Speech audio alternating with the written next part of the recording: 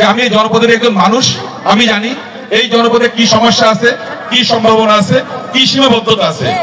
কারণ আমি বেড়ে উঠেছি এই কুমারখালী দাউদখালী নদীর পাড়ে বড়দের গ্রামে, সুতরাং আমি কিন্তু জানি যে এখানকার মানুষের জীবন জীবিকা সভ্যতা কিভাবে পরিবর্তন হয়েছে। আমাদের ছোটবেলায় দেখেছি নদীমাতৃক সভ্যতা আমাদের ছিল, আমাদের নদীতে প্রচুর মানুষ জাল ধরতো, মাঝি নৌকা চালাতো, আবার প্রচুর মানুষ কৃষি কাজ করতো। সেই সভ্যতা আমাদের ওখানে হারিয়ে গেছে। আপনাদের এখানে আসার সময় দেখলাম যে প্রচুর ধান হয়েছে, মানে অবদার ভিতরে এখানে হয়তো এই জন্য হয়তো বেশ ভালো ধান হয়েছে। এটা কিন্তু আমার কিছু ভালো লাগছে যে কিন্তু আসলে এই সবুজের যে হাতছানি চমৎকার লাগছে। তো আমাদের কিন্তু ফিরে যেতে হবে সত্যিকার অর্থে আমাদের সাধারণ মানুষের কর্মসংস্থানের দিকে। আগে প্রত্যেকটা মানুষ জমি জমা চাষ করতো, অনেক মানুষের কর্মসংস্থান হতো। এখন ঘের করে একজন হয়তো 4-5 জন কর্মচারী রাখে, 100 বিঘা 150 বিঘা জায়গা কিন্তু 3-4 জন লোক কিন্তু দখল সূত্রে মালিক হচ্ছে। সুতরাং এখানে কিন্তু অনেকগুলো পরিবার কিন্তু কাজের সুযোগ পাচ্ছে না।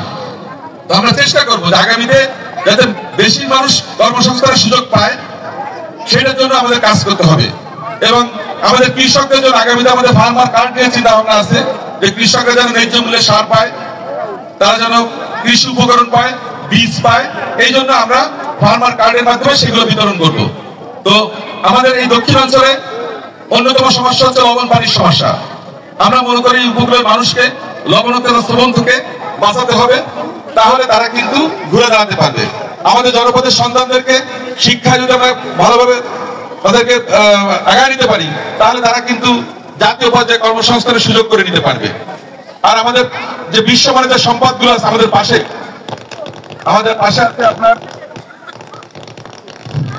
আমাদের পাশে আছে কিন্তু বঙ্গোপসাগর, আমাদের পাশে আছে সুন্দরবন, আমাদের পাশে আছে ইপিজেড, আমাদের পাশে আছে শিল্পাঞ্চল। আমরা চেষ্টা করব এই জিনিসগুলো নিয়ে কাজ করার জন্য, যাতে এই আমাদের রামপাল, মোংলা, ফকিরহাট সহ এই বাগেরহাট সহ এই জনপদের মানুষের জন্য কর্মসংস্থান আমরা তৈরি করতে পারি। আরেকটা জিনিস আমি বলতে চাই যে আমাদের আজকে সকালে অনেক নারী আমাকে বলেছে যে কার্ড পায় না, বা দরিদ্র মানুষ রাজনৈতিক বিশ্বাসের কারণে সে কার্ড পাচ্ছে না। এটা খুব দুর্ভাগ্যজনক। আমি আপনাদেরকে এতটুকু নিশ্চয় দিতে পারি যে আগামীতে আমি যদি সুযোগ পাই, বিএনপি যদি দেশ পরিচালনার দায়িত্ব পাই, প্রত্যেকটা জনপদে ন্যায্যতার ভিত্তিতে, অর্থাৎ সরকার যে লোকটাকে খাবারের জন্য বরাদ্দ করছে সেটা যেন তার কাছে পৌঁছায়, সেই ব্যাপারে আমরা চেষ্টা করব। এইটা নিয়ে আমরা রাজনীতি করতে দিব না। কারণ আমি দেখেছি এখানে বিভিন্ন দলকে কার্ড দেওয়া হয়, বিএনপির 50টা, আরেকটা জামাতকে দেওয়া হয় এতগুলো, এনসিপি কে দেওয়া হচ্ছে আরেকটা। তারপরে কি তারা ওইগুলো নিয়ে তাদের দলীয় লোককে দিচ্ছে। দেখা যাচ্ছে যে তারা কিন্তু তাদের থেকে দরিদ্র লোক আছে। তো আমরা চেষ্টা করব যে এই জিনিসগুলো নিয়ে যেন রাজনীতি আর ভবিষ্যতে না হয়। বিশেষ করে সাধারণ মানুষের যে প্রত্যাশা, তাদের যে পাওনা, সেটা যেন আমরা পূরণ করতে পারি।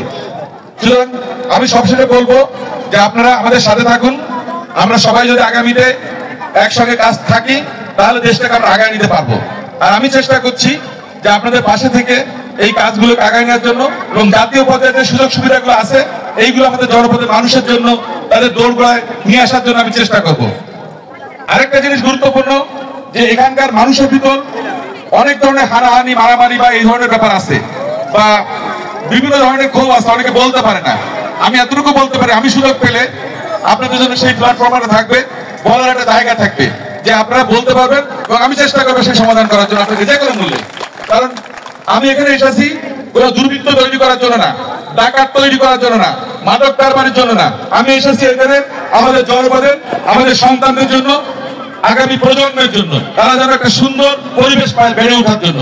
আমি সেটার জন্য কাজ করছি, এবং আমি যতদিন সুস্থ আছি, সমর্থবান আছি, আমি চেষ্টা করব আমার সামাজিক কাজ করবো বা রাজনৈতিক কাজ করবো, সেটাকে মাথায় রেখে এগিয়ে নেওয়ার জন্য।